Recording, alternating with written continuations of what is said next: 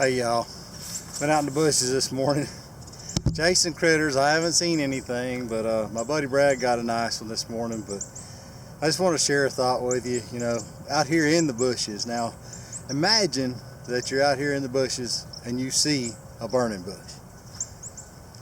For those of us that are around land, most of us are going to want to go over, at least try to put the fire out. I think that's the first response that I would think about. But the Bible talks about Moses and the burning bush, and how Moses was fascinated that the bush wasn't being consumed. Now I reckon there's a whole lot of difference between the deserts where he was walking and the bushes of South Alabama where I'm walking, because you don't want to see fire out here unless something's controlling it.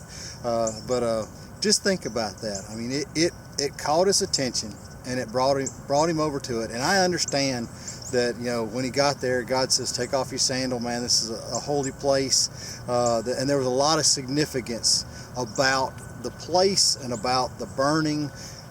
But to me, the significance that I want you to think about is that it caught Moses' attention and it called him to come there. It caused him to go to that bush.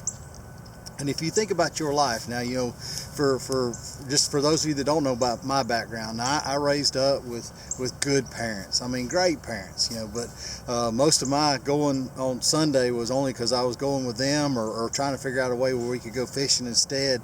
And it just so happened that when we moved to Alabama, the youth group ended up coming and getting me.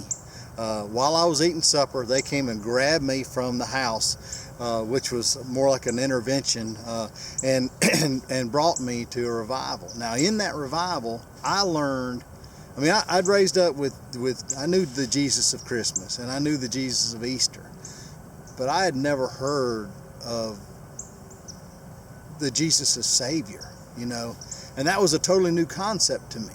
And for a kid that was pretty good, I wasn't awful, but for a kid that was pretty good, it's like, even at that time, during that revival, I found that I had a need. That no matter if I was a good kid, I wasn't good enough, And during that revival, I came face to face with my own lostness.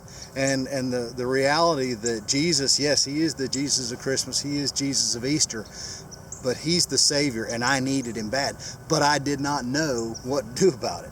And I was too chicken to go talk to a pastor. So I went up front and knelt at the altar, and I didn't even know what to do. I'd prayed, but this was my first time to me that I felt like I was talking to God. And in that moment, I had a tap on my shoulder. And I turned around, and it was a red-headed woman named Carissa.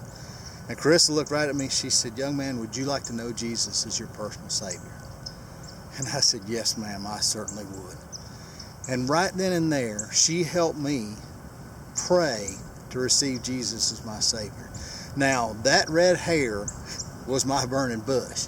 When I turned and saw that hair, and God was calling me at that time, and I just didn't know for a fact what was going on in my life. But yeah, that the bush was burning, and it caught my attention, and I went to it, and she helped me change my life forever, and I've never been the same.